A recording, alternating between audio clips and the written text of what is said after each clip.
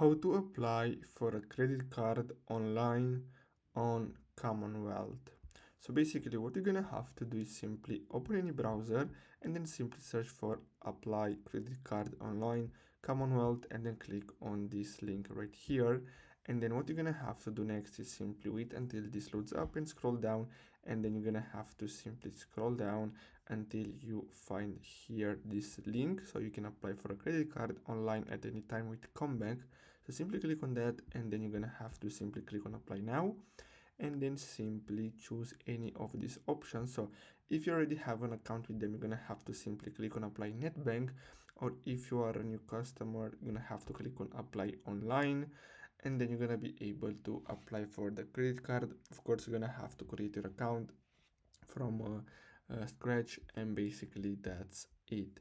So I hope you found this video helpful. Thanks for watching.